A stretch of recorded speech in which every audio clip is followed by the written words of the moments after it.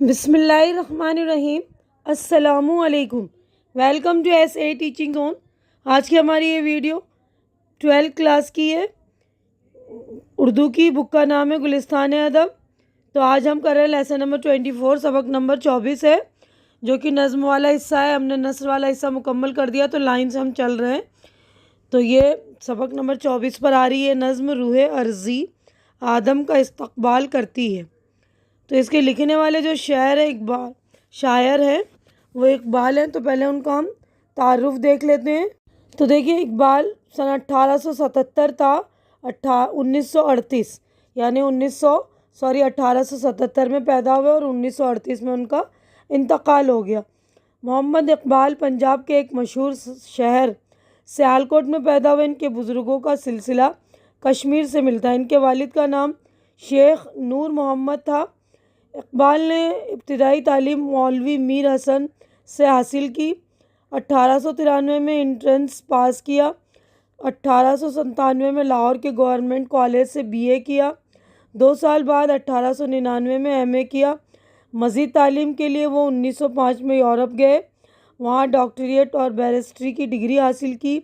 واپس آ کر لاہور میں وکالت شروع کی۔ کچھ عرصے تک یہی ان کا ذریعہ معاش رہا۔ انہوں نے مختلف اوقات میں برطانیہ، جرمنی، اسپین، فرانس، فلسطین، افغانستان وغیرہ کا سفر کیا۔ وہ سماجی اور سیاسی سرگرمیوں میں بھی حصہ لیتے رہے۔ انہی سرگرمیوں میں ان کی شاعری میں بڑا تنوع پیدا کیا۔ شاعری کی بدولت ان کو بڑی شہرت حاصل ہوئی۔ لاہور میں ان کا انتقال ہوا۔ اقبال اردو کے سب سے بڑے فلسفی شاعر ہیں۔ ان کا مشرقی اور مغربی فکر کا مطالعہ بہت وسیع تھا۔ قدیم اور جدید علوم پر وہ گہری نظر رکھتے تھے۔ انہوں نے 20ویں صدی کے ذہنی، معاشرتی اور اخلاقی مسائل کا جائزہ انتہائی بالغ نظری کے ساتھ لیا ہے۔ اقبال کی فکر کے بہت سے پہلو آج کی تہذیب کو سمجھنے میں معاون ہوتے ہیں۔ خودی، عمل، عشق، زمان و مکان اور انسانی جبر و اختیار کے موضوع پر اقبال کے اشعار ہماری اجتماعی فکر کا حصہ بن چکے ہیں۔ وہ جتنے بڑے مفکر تھے، اتنے ہی بڑے فنکار بھی تھے۔ فارسی، انگریزی اور اردو میں اقبال کی نظم و نثر کا ذخیرہ بکھرا ہوا ہے۔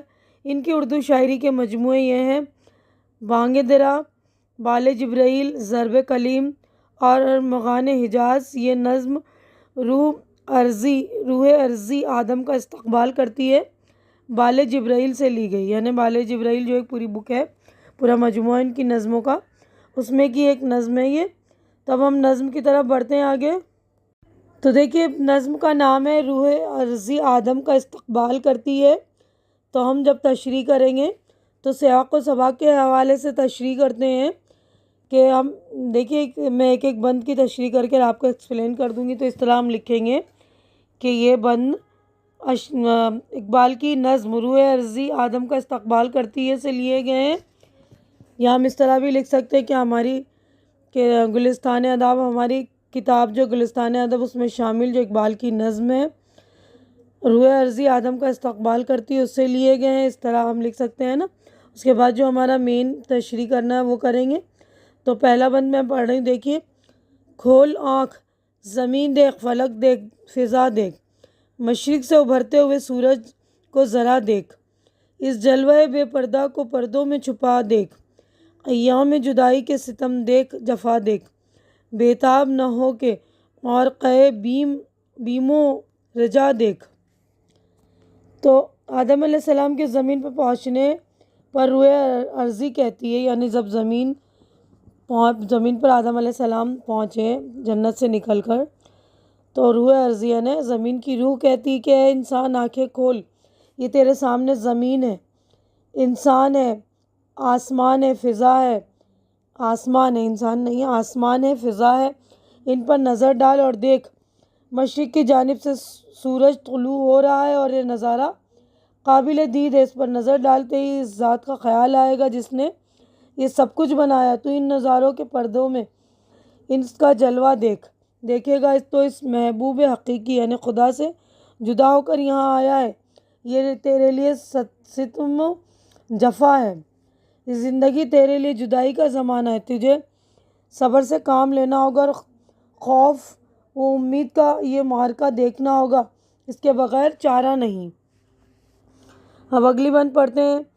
ہے تیرے تصرف میں یہ بادل، یہ گھٹائیں، یہ گنبد افلاک، یہ خاموش فضائیں، یہ کوہ، یہ صحرا، یہ سمندر، یہ ہوائیں، تھی پیش نظر کل تو فرشتوں کی ادائیں۔ آئینہ ایام میں آج اپنی ادا دیکھ۔ تو روح عرضی انسان سے کہتی کہ آسمان کا نیلا گنبد، یہ خاموش فضائیں، یہ پہاڑ، یہ جنگل، یہ سمندر، یہ ہوائیں آج تمہارے سامنے ہیں۔ کل یا نمازی میں جب آدم علیہ السلام جنت میں تھے تو تمہارے سامنے جو فرشتوں کی ادائیں تھیں، آج دنیا کے شب و روز کے آئینے میں اپنی ادائیں دیکھو۔ اس بند روح عرضی انسان سے کہہ رہی ہے کہ تو اس دنیا میں آیا ہے، وہ وقت دور نہیں جب زمانہ تیری آنکھوں کے اشارے سمجھے گا۔ میرے خیالات کے سمندر کی کوئی حد نہیں ہے۔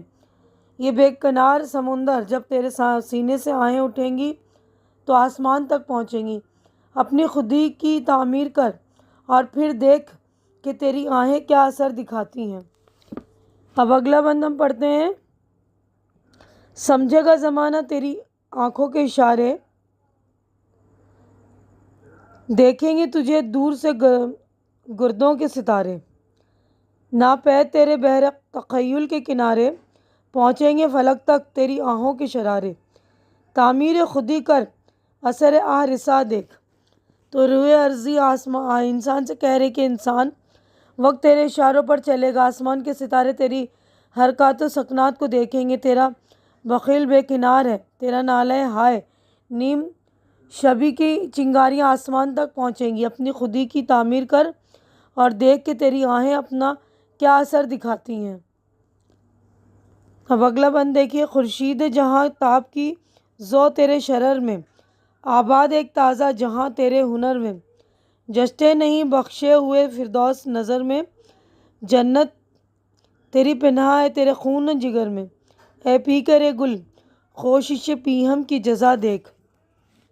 تو اس بند میں شاعر کہہ رہے ہیں کہ روح عرضی انسان سے کہہ رہی کہ اے انسان، اس دنیا کو روشن کرنے والے سورج کی چمک دمک تیری ایک چنگاری میں ہے۔ خدا نے تجھے جو ہنر عطا کیا اس سے تو ایک نئی دنیا آباد کر سکتا ہے۔ خدا نے تجھے جنت بخشی تھی، اب جب تو اس دنیا میں آ گیا ہے تو یہ جنت تجھے جچے گی نہیں، کیونکہ تیرے خون جگر میں خود ایک جنت پوشیدہ ہے۔ یعنی انسان اپنے قوت عمل سے خود اس دنیا کو جنت بنا سکتا ہے۔ روح عرضی کا کہنا ہے اے خاک کے پتلے، تو لگاتار کوشش کر اور پھر دیکھ تجھے اس کا کیا پھل ملتا ہے۔ اس کے بعد آگے بڑھتے ہیں۔ لاسٹ ہمارا آخری بند ہے۔ نالندہ تیرے عود کا ہر تار ازل سے، تو جنس محبت کا خریدار ازل سے، تو پیر صنم خانہ اسرار ازل سے، محنت کش و خوں ریز و کم آزار ازل سے، ہے راقب تقدیر جہاں تیری رضا دیکھ۔ تو یہاں پر روح عرضی انسان سے کہہ رہی کہ تیرے ہر ساز کا ہر تار دنیا کی پیدائش کے وقت سے ہی نغمے گا رہا ہے۔ تو ہی عشق کی جنس کا خریدار ہے، تو ہی محنت و مشقت اٹھاتا ہے، اپنا خون پسینہ ایک کرتا ہے، تیری ذات سے ایک دوسروں کو کم ازار پہنچتا ہے، تو لوگوں کے دکھ و درد میں شریک ہوتا ہے۔ کم ازار پہنچتا ہے، کم دکھ و تکلیف پہنچتا ہے، تو لوگوں کے دکھ و درد میں شریک ہوتا ہے۔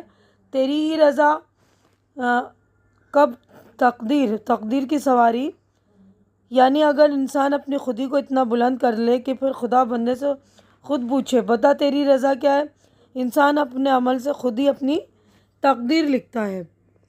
تو یہاں پہ راقب تقدیر ہے نا، یعنی تقدیر لکھنے والا، تقدیر کی سواری جو ہے کہ اپنے تقدیر کو خود تو اتنا بلند کر اپنے عمل سے تو کہ اپنی تقدیر کو اونچا لکھ دے، ہے نا۔ تو یہیں پر ہماری نظم پوری مکمل ہو گئی ہے۔ دیکھیے شاعر کا نام اقبال۔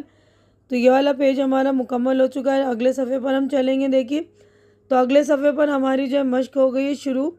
تو مشق میں پہلے جو ہے لفظ و معنی، پہلی مشق لفظ و معنی، پہلا لفظ ہے معرکہ، جنگ، بیم خوف اندیشہ، رجا امید، تصرف اختیار قابو، ذوق روشنی نور، شرر چنگاری، پیہم لگاتار مسلسل، نالندہ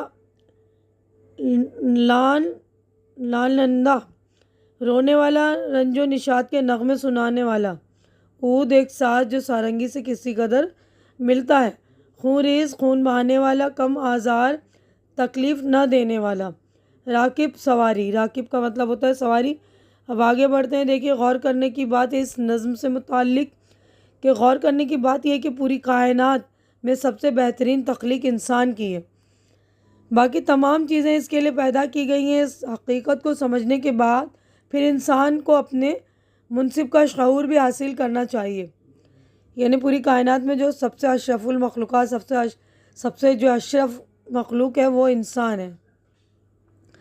اقبال نے اس نظم بڑی خوبصورتی کے ساتھ آدم کے جنت سے زمین پر بھیجے جانے کا قصہ بیان کیا ہے۔ آدم کی آمد پر زمین کی روح بڑی گرم جوشی سے ان کا استقبال کرتی، آدم کو ان کی حقیقت بتاتی کہ تم ذرا غور سے اپنے وجود پر نظر ڈالو،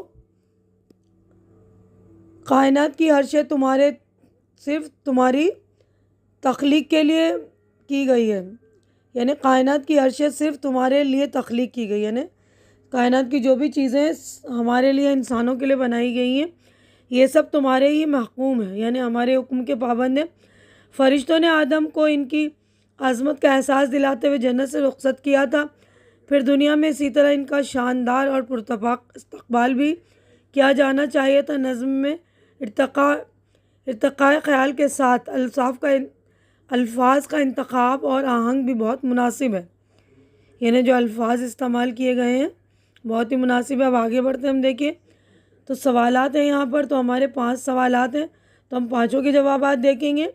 پہلا سوال دیکھیے، روح ارضی آدم کا استقبال کیوں کرتی ہے؟ تو جوابات دیکھ لیجئے۔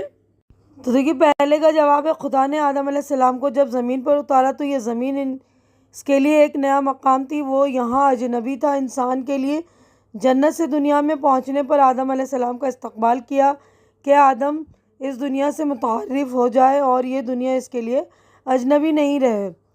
سوال نمبر 2 ہے تعمیر خودی کا کیا مطلب ہے؟ اس کا مطلب یہ ہے کہ اپنی خودی کی ترقی دینا، اعلیٰ مرتبہ تک پہنچنے کے لیے جد و جہد کرنا۔ اقبال کے کلام میں خودی سے متعلق متعدد اشعار ہیں، متعدد یعنی بہت سارے، ان میں سے ایک مشہور شعر ہے یہ، خودی کو بلند کر اتنا کہ ہر تقدیر سے پہلے خدا بندے سے خود پوچھے بتا تیری رضا کیا ہے۔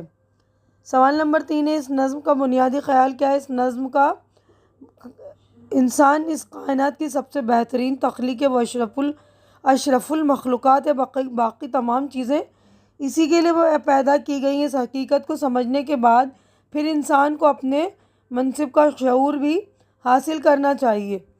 اس کے بعد دیکھیے چوتھا سوال ہے اقبال کی شاعری کا امتیاز کیا ہے؟ غالب نے اپنے تعلق سے کہا تھا کہ ان کا انداز بیاں اور ہے، یعنی وہ دوسرے سے مختلف ہیں۔ بلا شبہ غالب ان گنت سخنوروں کے مقابلے میں بہت مختلف ہیں۔ اسی طرح اقبال کا یہ امتیاز ہے کہ وہ اپنے پیش رو معاصرین اور بعد میں آنے والے شعراء سے مختلف ہیں۔ اقبال نے اپنے تعلق سے بار بار کہا ہے کہ میں شاعر نہیں فلسفی اور پیغمبر ہوں، مگر کیا کیجیے اقبال پہلے شاعر ہیں، ان کی شاعری ہی سے ان کا فلسفہ اور پیغام ظاہر ہوتا ہے۔ انہوں نے اپنے فلسفے سے بیمار ملت اسلامیہ کی دوا کی، وہ مسلمانوں کو ذلت سے نکال کر اعلیٰ مقام پر دیکھنا چاہتے تھے، چنانچہ اس کے لیے فلسفہ خودی پیش کیا۔